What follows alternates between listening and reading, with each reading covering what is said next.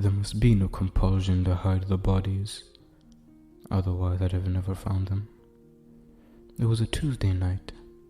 I was riding home after work, my leather roll of knives strapped across my back. I'd left my apron on the hook at the restaurant, but I still smelled like the kitchen. Before Doreen had moved out 2 months ago, she jokingly accused me of having a series of affairs at work, and that I was trying to mask the scent of all those other women with garlic and turmeric. It had been funny, a running joke, at least until the new sous chef needed me to walk her through the cleanup again after hours, and then leaned back into me while I was reaching around her to demonstrate with a fryer basket clicked in. I had been with Doreen 4 years, and the sous chef, what the cheating man says in stories is that she didn't mean anything. But that's not right. That's not fair. What she meant for me, it was a way out. So far, this is how my life's gone. Pretty much. I do all this work to build a thing.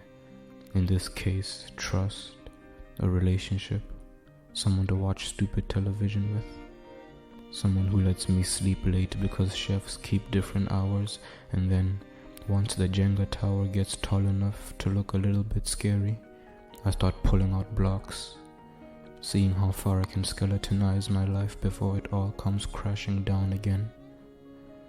Taking the bike paths home each night after work, though, it reminds me that I wasn't always like this. There was a time, it was college, I was on the racing team. The university was buying us the latest bikes, sleek things, bullets with wheels. We weighed them in grams, and the sponsors were supplying us with the same shorts and helmets, gloves and the pros wore. Every day my legs were pumping, pushing, pedaling. That was the only time I hadn't started pulling out blocks, as it were. If college had lasted forever, I'd still be out riding, just zoning out at 40 miles per hour.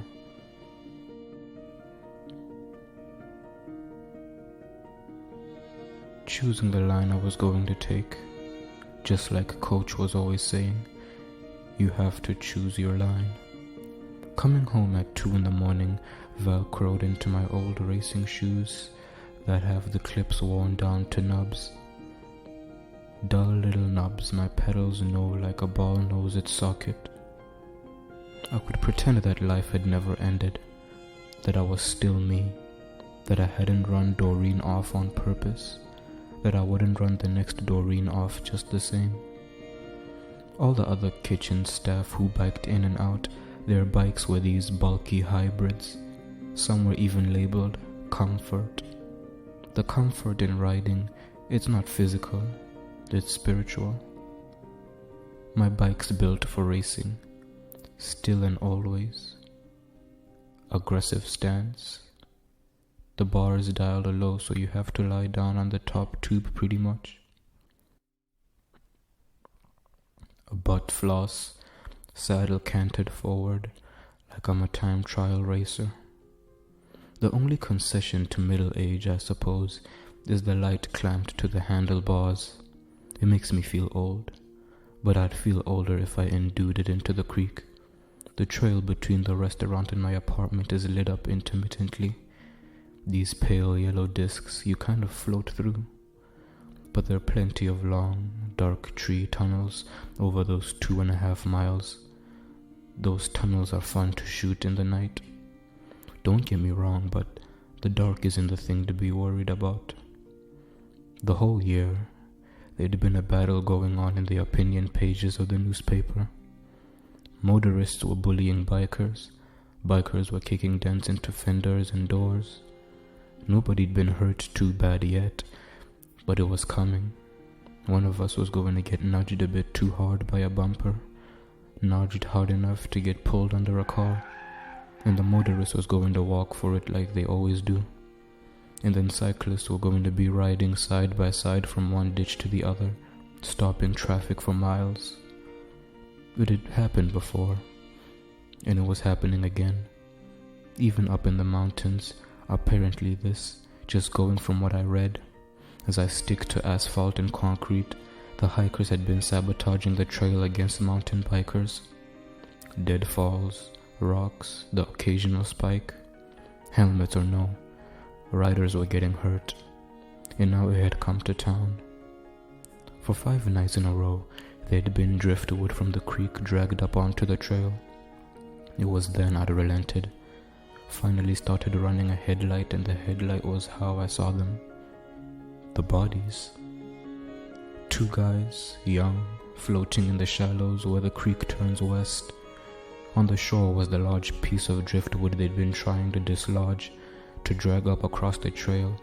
It was too much for 2 people, but they were the only ones there. One of them was floating face down in the water. The other was on his back. His throat was gone. No blood was seeping from it. They were on the news by 7 in the morning.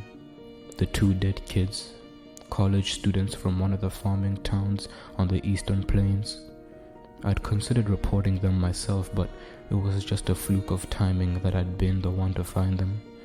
I decided someone else would come along about daybreak, boulders full of concerned citizens. People for whom it would be a rush to get involved.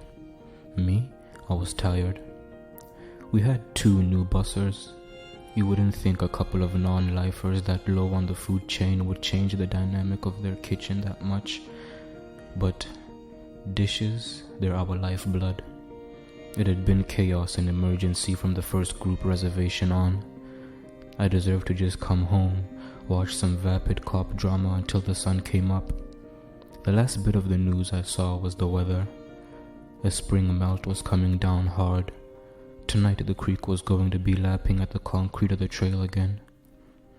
Awake again by 3 in the afternoon, I clamped my bike up onto the rack by the breakfast bar and administered to its various needs. The same way soldiers in movies are always taking their weapons apart and reassembling them.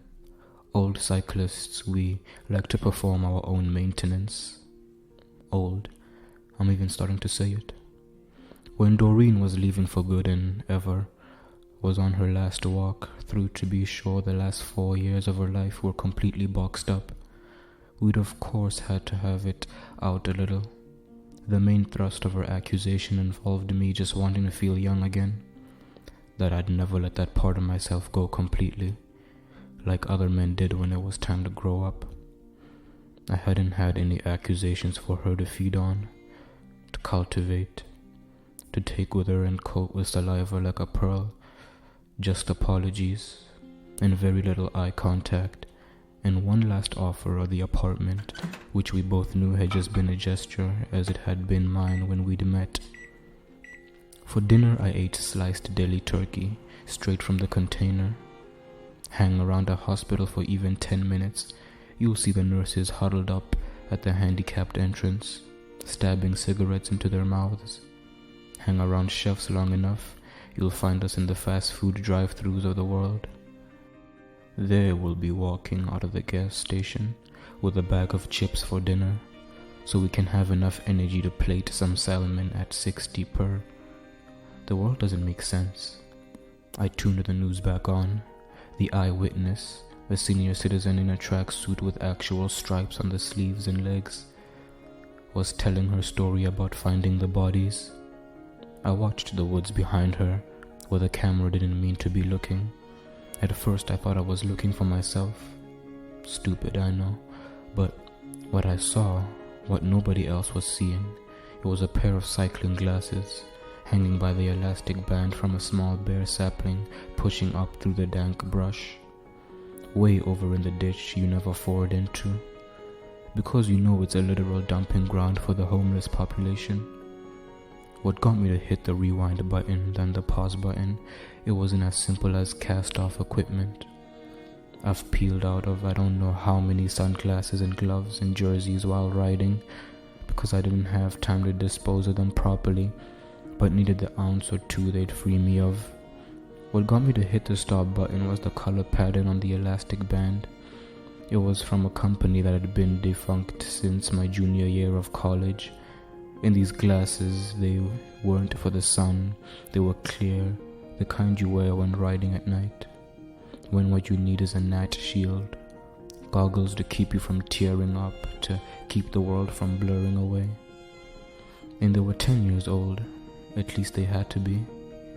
I ate my turkey from the bag and I kept those clear sunglasses paused on the screen, just watching them. My 20-year-old self would have been disgusted, but when it started drizzling at 5 in the afternoon and I was scheduled to meet the 2 new bussers 20 minutes before dinner, Prep 6, I accepted the ride downtown Glenda next door was offering. She asked after Doreen, said it had been too long since we'd been over for drinks. I agreed, because she saw how I'd tried to shield my newly spotless bike from the water, loading it into her Honda's hatchback. She backed up between the restaurant's dumpsters for me. I grabbed my roll of knives and told her to drop it in this week. Tell the hostess she was my guest, and once again she said she might just do that. Did she know Doreen was gone? Was this a game we were playing? I didn't know, but it was too late to stop. I nosed my bike into the space past the line of coat hooks, chained it to the handrail like always. The components alone were probably $2,000. All campy, high-end, and while I'd like to think restaurant staff are good people, I also consider myself something of a realist. Only one of the bussers showed up for my hands-on training. I should have gone easy on him, repaid his loyalty or discipline or stupidity or whatever it was, but instead I just heaped all the attitude and scorn I had on him and told myself this is how it is for everyone starting out in the kitchen. You're tough or you're gone. If I was chasing him off with this, then I was doing him a favor. He must have needed the work. The 3 times I came out to talk to tables, the first was someone I'd worked with years ago but wasn't thrilled to see, and the other 2 were first dates showing off their food IQ but masking it as simpering complaints.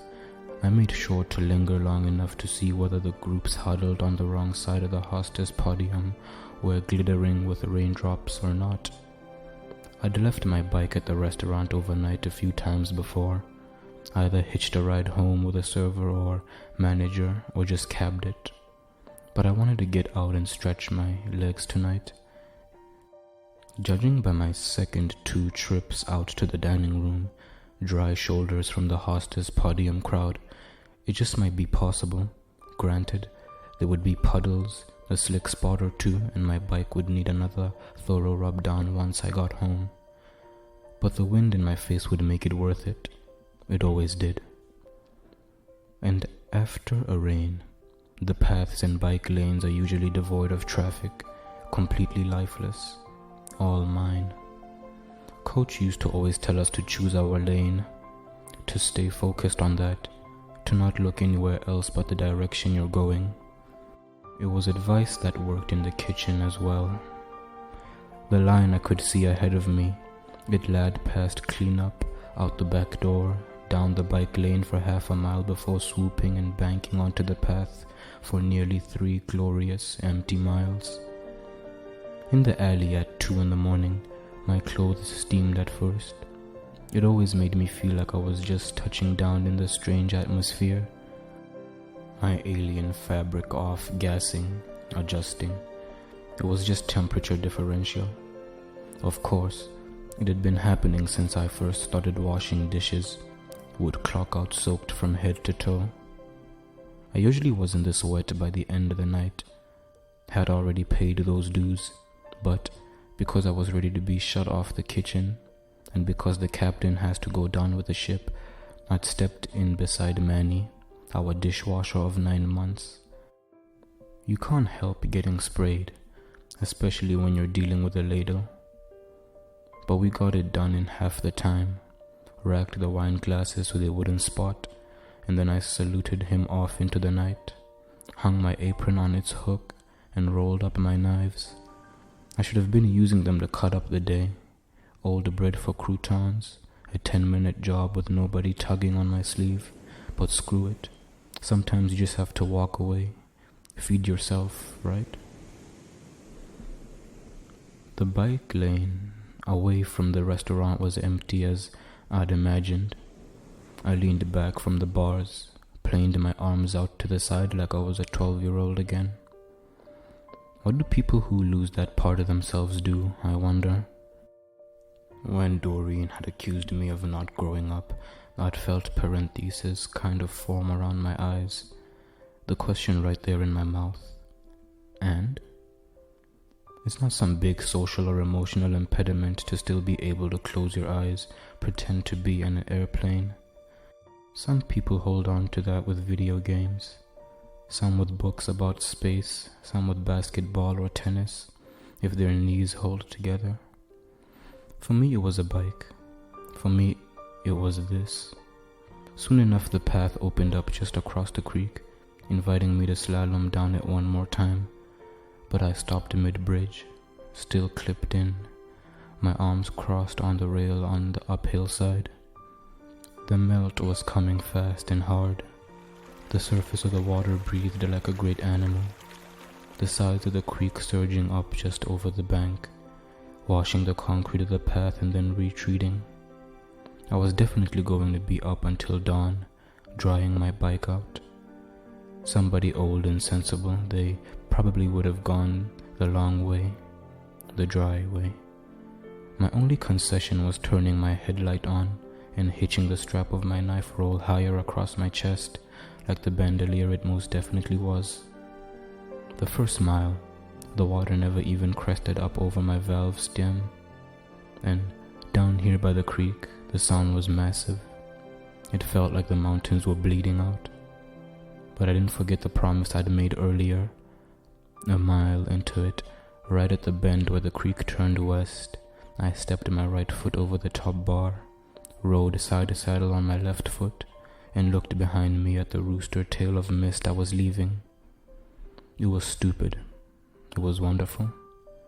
Before the bike rolled all the way to the stop, I stepped down into the grabby muck, hitched the bike up onto my arm like I was racing cyclocross.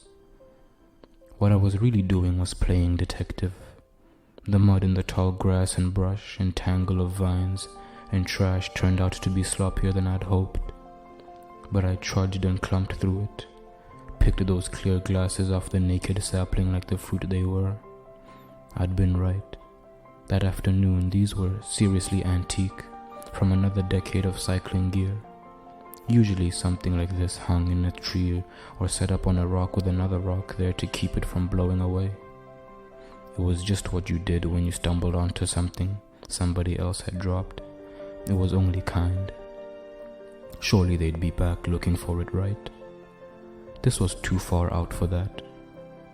There were closer places to the path to hang a piece of equipment.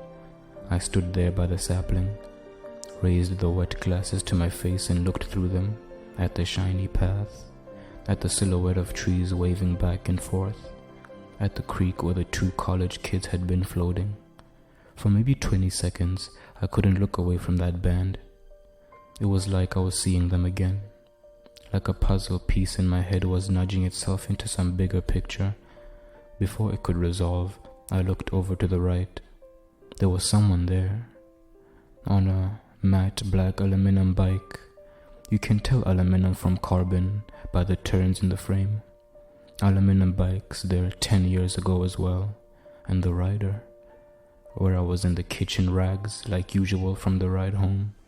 He was in tights, not shorts or a bib, but some kind of wetsuit a surfer might wear. Slick black like a second skin, ankle to neck to wrist. It would have been terrible in the sun, and at night it had been terrible as well, since there was no way your skin could breathe. To match the black seal suit, this cyclist also had black shoes and black gloves, a flash of pale skin at wrist and ankle, no helmet, and looking down to what I was holding, no glasses. I held them out across the muck, through the misting rain, and in response this night cyclist, he snarled. I'd never seen anyone actually do that before, like a dog you were happy was on a chain. "What?" I said, only loud enough for myself, really.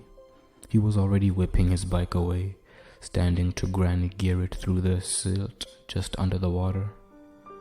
When he looked back, his dank black hair was plastered to his white face, and his eyes, they were all pupil, like smoke, like a whisper. He faded once. He made the dry concrete.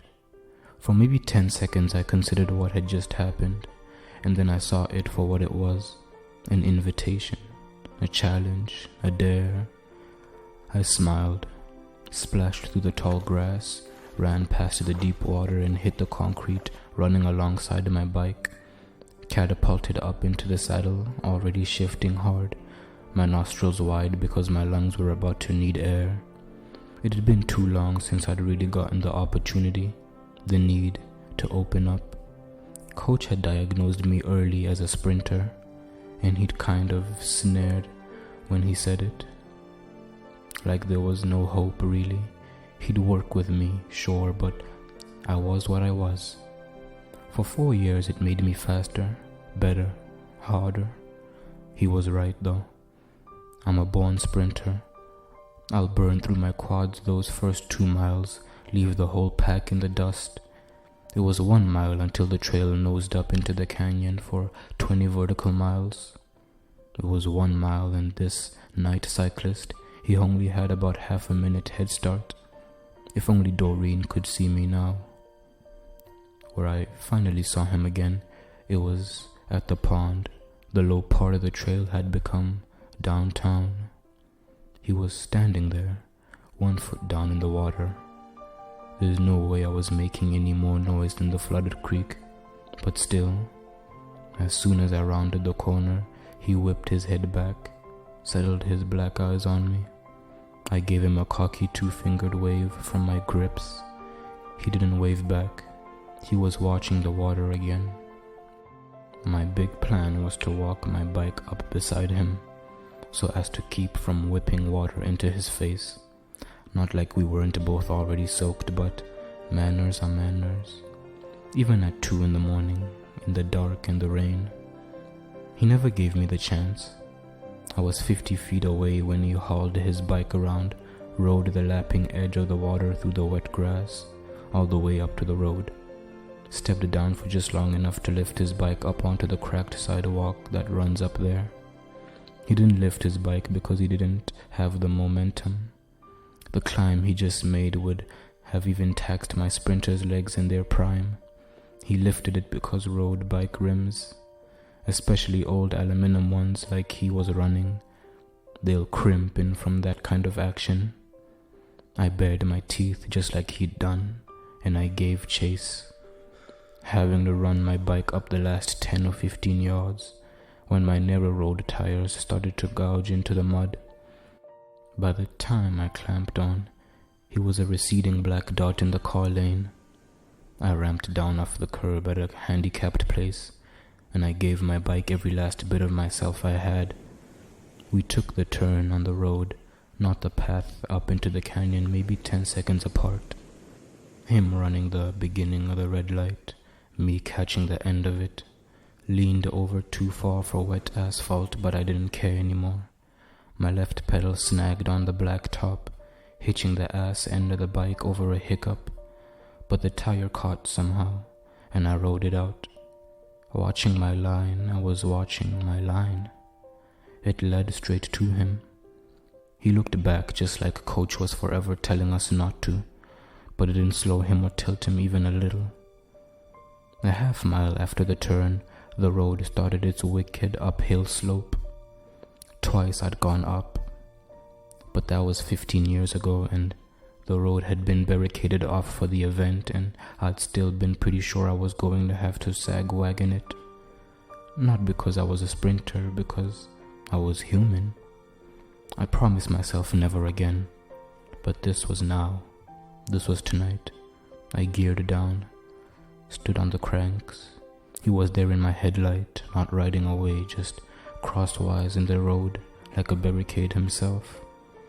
I rear braked, my rooster tail slinging past without me, like my intentions were going where I couldn't. The night cyclist wasn't smiling. He wasn't anything. He was just looking at me. "I've got you," I said, pulling the clear glasses away from my neck against the elastic. He turned in a huff uphill, and because I had the jump, I figured I'd be alongside him in 2 shakes. Wrong. He was faster on the climb than I was. It wasn't even close.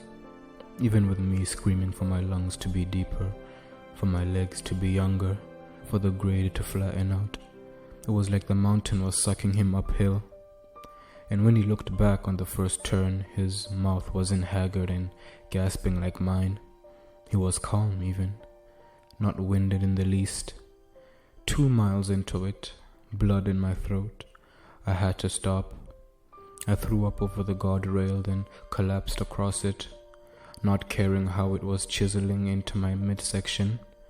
No headlights came along to hitch me down the hill into town. "What are you?" I said to the night cyclist, wherever he was. Miles away by now, I thought, or watching me from the trees. I tried to bore into the darkness to catch his outline there, but then I was throwing up again, from deep, deep inside, like I was dry, having all the years between who I was and who I had been. And then I climbed back into the saddle like the rag doll I was, rode my brakes home, taking the roads this time. I was bonded by the time I crawled into my living room. The adrenaline had burned through all the blood sugar I had and left me in the hole for more. I couldn't remember the last time this had happened. I didn't miss it.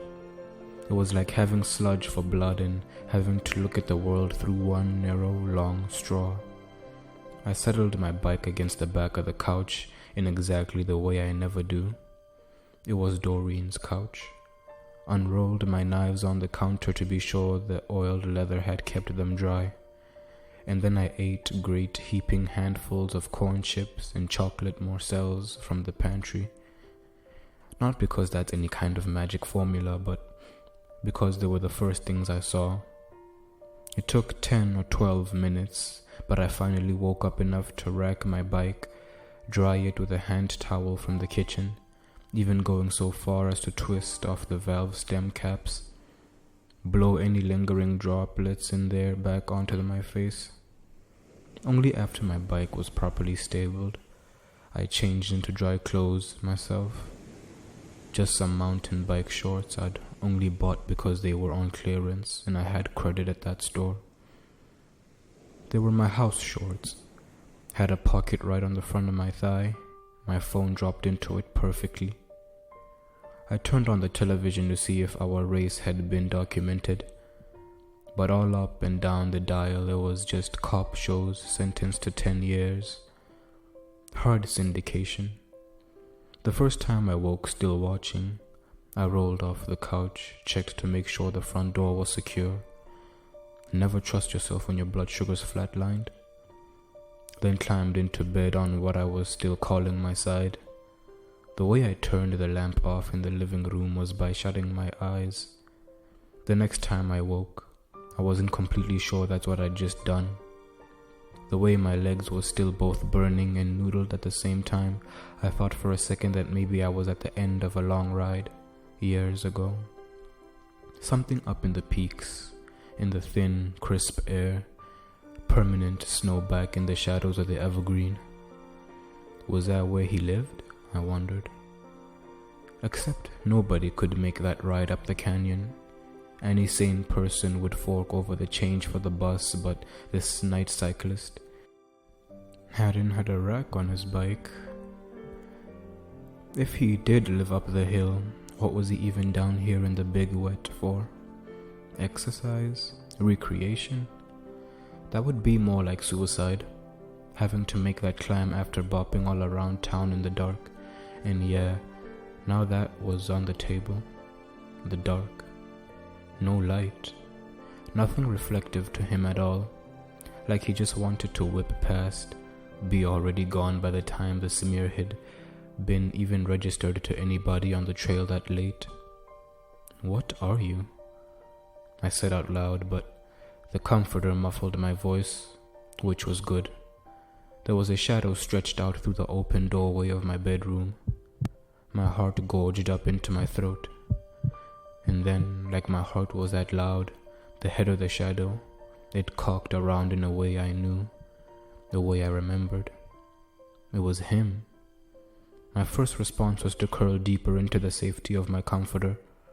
My next response was to ask him how he'd done that, how he'd sprinted uphill away from me, a born sprinter, and on a relic of a bike at that. Keeping the blanket around my shoulders, I stood, shushed over into the doorway for some reason, superstitious about stepping directly into his shadow, like it was a well I could fall into.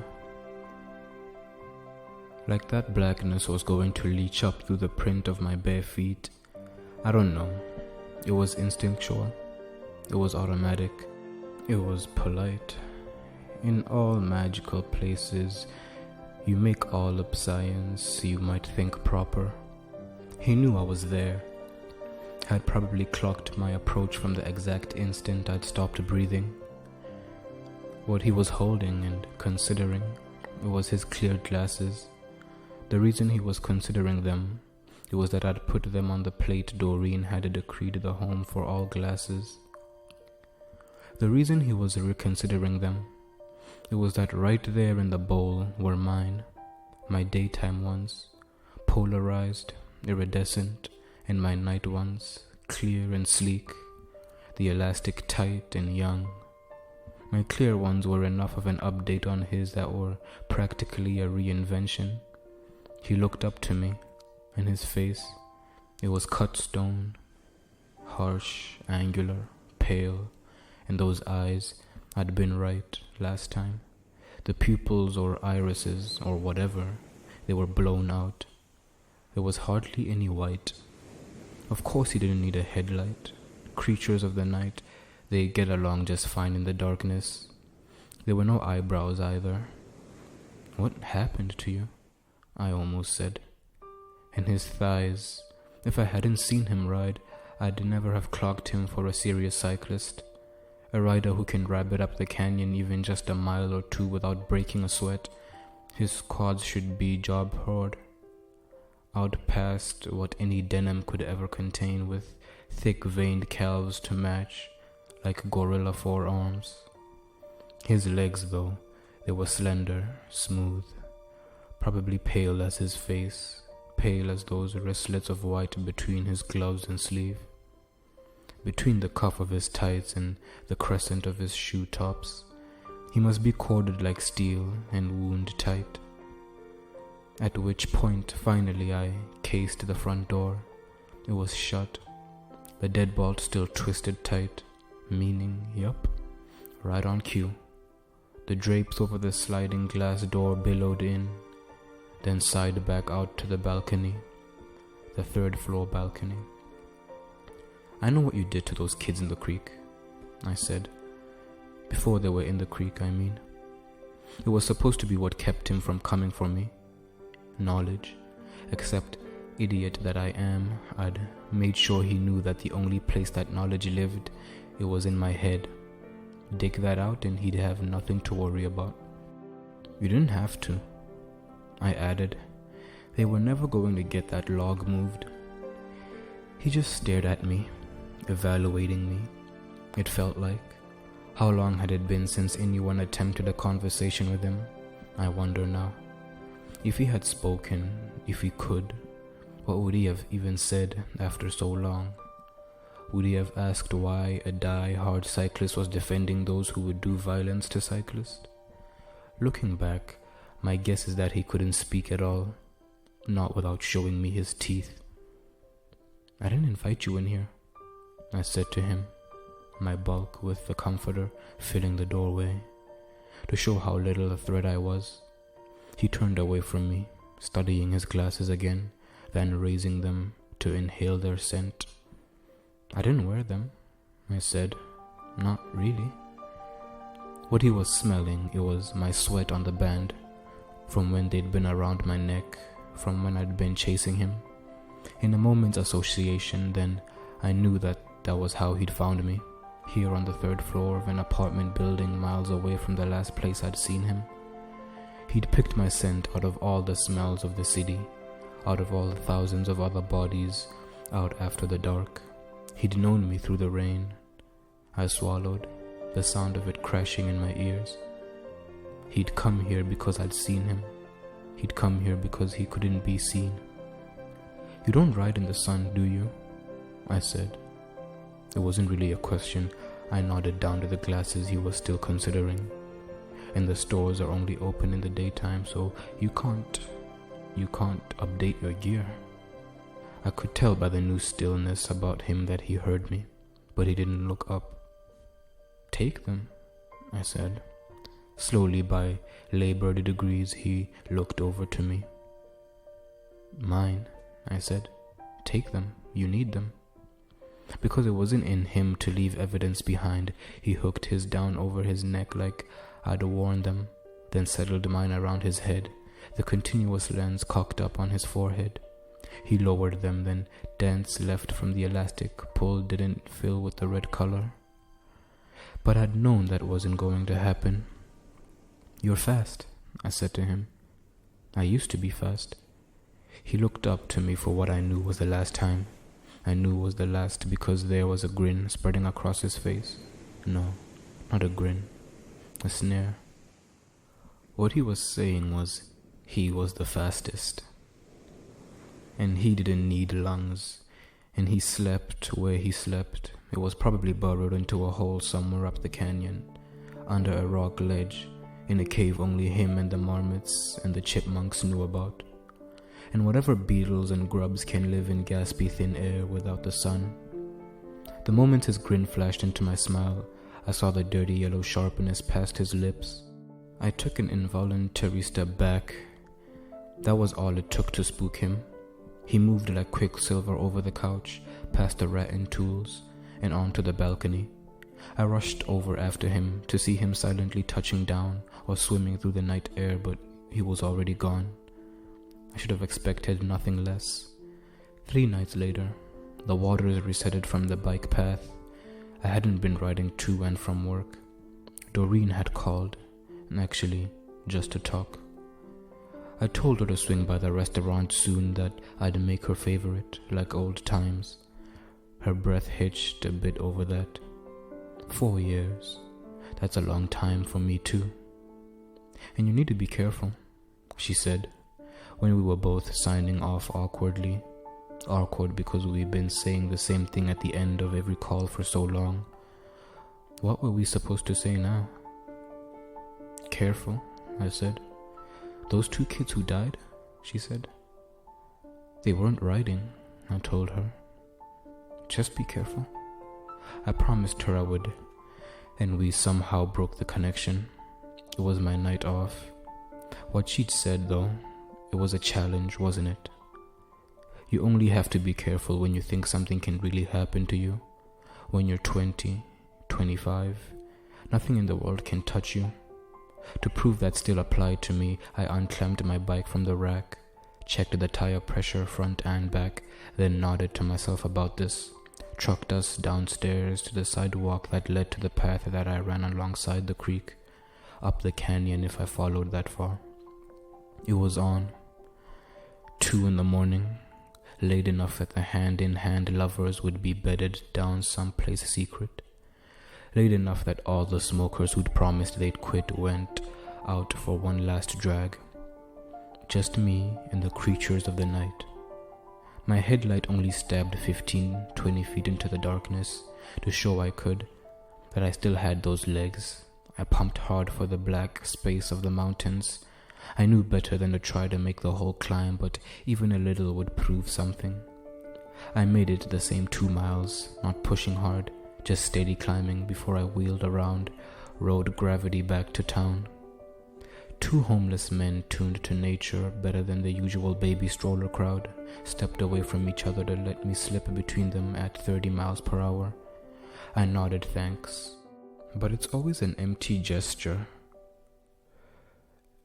I swooped under 2-3 bridges, pedaling though I didn't really need to. There was still silt on the concrete. It crunched under my tires like sugar granules. Careful, I said again to myself, just retasting the word, mining into it for what Doreen had really been trying to get across. I looked down, shut my eyes. I was on a straightaway, the one that tunneled through the next quarter mile or so of trees, watching my top tube coast back and forth instead of doing the first thing Coach always said, keeping my eyes on the line I was taking. My headlight was what saved me from myself. A piece of driftwood, obviously dragged onto the sideway. Doing it without thinking, it was years too late to stop. I bunny hopped the wood. When you're clipped in and your bike goes 11 pounds, you can do this. I came down with both tires at once, like's proper if you want to keep control, and had to skid immediately as clearing the next chunk of driftwood would only land me on the third piece. This wasn't just a symbolic attempt to sabotage the trail. This was a setup to hurt any rider who came at it with a head of speed. It didn't wipe out, though. It was close, but I knew the cantilever out and kept hold of the bike so it didn't crash into me, send us both spinning into the darkness. It was once in 50 tries dismount, but I landed it. Breathing hard from the close call, all the profanity I knew welling up in me, I looked back at what almost was, what should have been if I didn't just cashed in all my luck for the next 10 years, and then I directed my headlight ahead, into the turn to what other obstacles awaited. The night cyclist's white face looked back to me. His white face and his red mouth and chin, his deep black eyes. I flinched, but then realized why he wasn't already at my throat.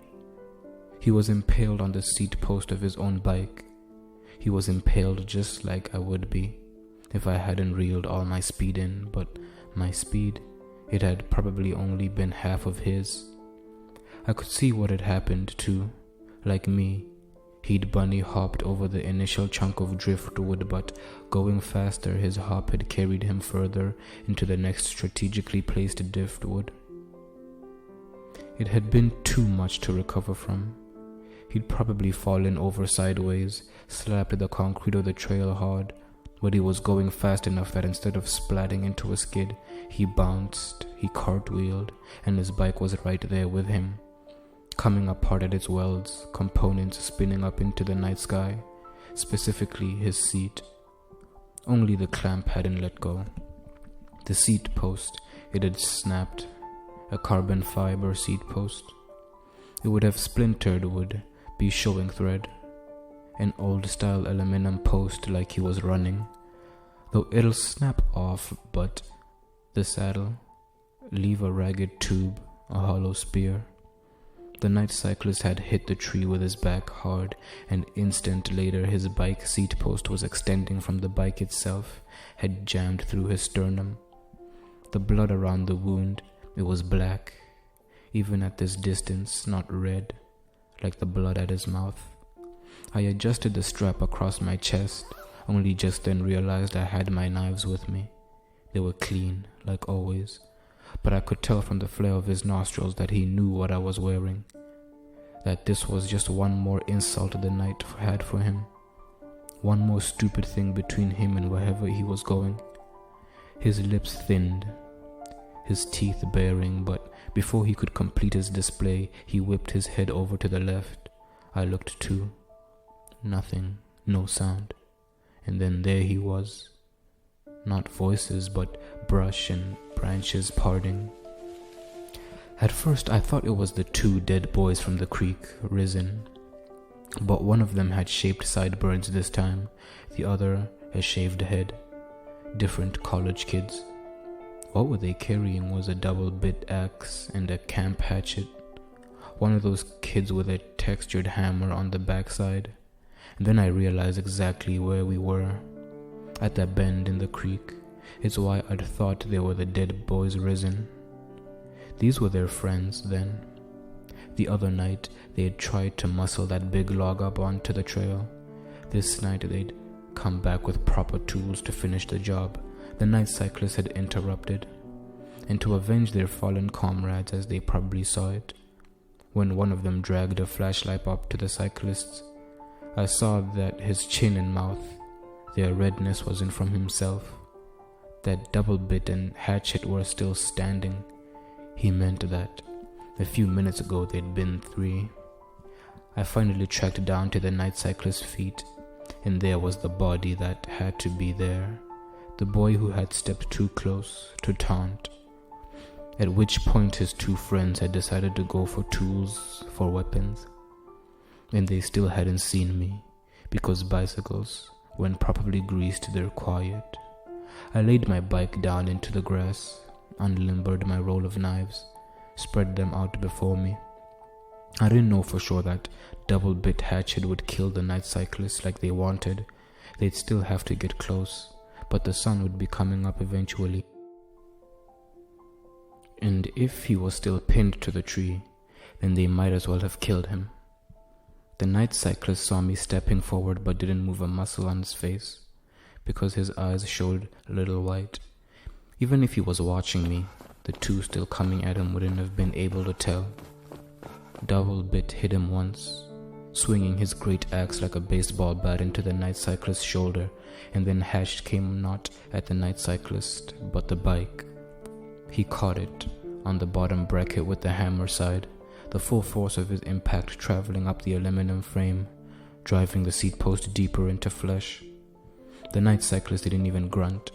The black blood just slipped from his mouth, oiled his chin and chest.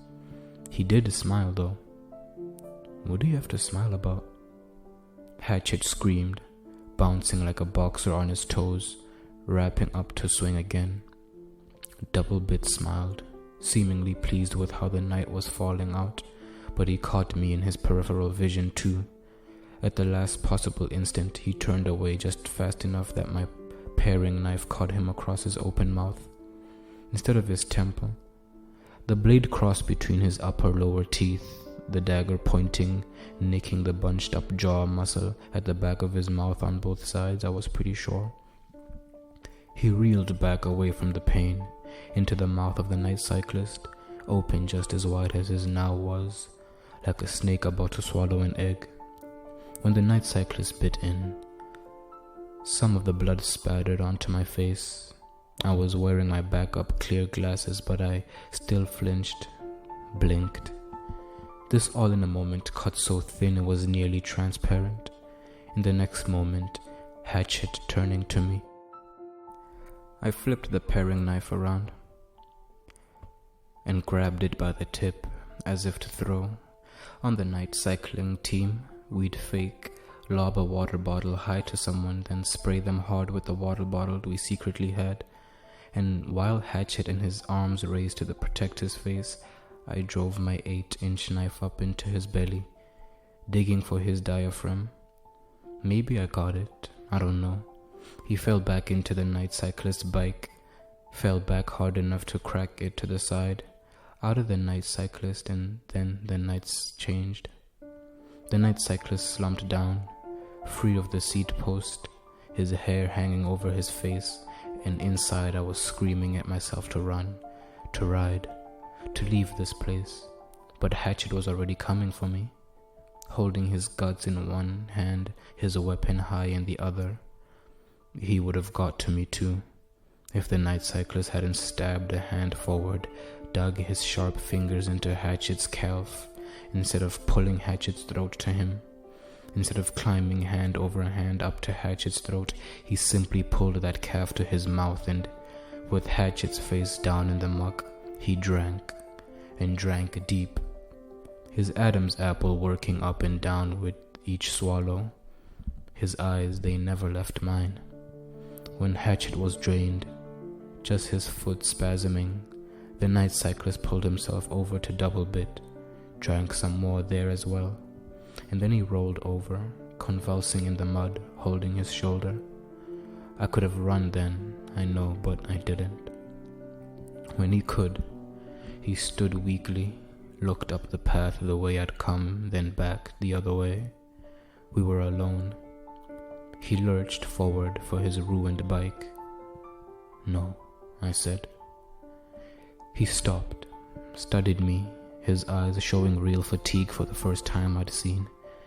Shaking my head no, I pointed with my paring knife back to the bike in the grass, the one he could surely smell. He looked into the tall grass, then back to me. "Take it already," I said, and nodded down to his bike. "Need to put this one out of its misery." His front wheel was tacoed. One drop was lower than the other, and one of the cranks had bent in under the top chain ring. I couldn't imagine going that fast with the darkness alone. It was a rush just thinking about it. "What the hell are you?" I said when he took the first step like bike ward, though I knew. In reply, he took my paring knife forearm in the cold grip of his good arm, pulled the meat from my hand right up to his mouth. He opened slow. His teeth were impossible. I had my big knife in my other hand, but might as well have been someone else's hand. He lowered his teeth to my skin, his eyes never leaving mine, and I understood what he was offering. Eternal youth. Night rides forever, going faster than I'd ever dreamed. He was offering to share the night with me. What had my scent told him, revealed to him? Standing in the living room of my apartment, had he smelled the flavor of Doreen's last accusations? I don't put anything beyond him or his kind. When his teeth brushed my skin, I didn't jerk back, but I did hear myself say it, my eyes welling up. No. He stopped, looked up into my face. "I'm going to call her back," I said, trusting that he knew what I was talking about. Who? He held my eyes for a moment longer, long enough for me to consider exactly what I was giving up here. Then he nodded, pushed my arm back to me. He licked his lips, dabbing at a bit of dried blood, and then his eyes snapped up to the path. Company soon. "Go," I told him, and when he walked by I smelled it on him, from him, the decay. If he ever peeled out of his suit, it must smell like the grave for acres in every direction. Partway to my bike, he scooped up the leather roll, slung it back to me as if it was something any chef could possibly ever just leave lying there. Then he leaned my bike up from the grass, stepped across the top tube, then back off to adjust the seat. Not with a multi-tool, but by pinching the clamp's bolt between his fingers. When he stood into the pedals, the bike was dialed perfect for him. He clipped in with both feet, just balancing there, getting the feel of this new machine. He liked it, could sense the speed locked in its geometry, and then, without looking back, he powered away into the silhouette of the Flatirons, which at night are the maw of a great cave. Who he must have passed, who showed up 2-3 minutes later, it was a pregnant woman and a guy. They were bundled up, both crying over something I'd never know what. He'd let them pass though, the night cyclist.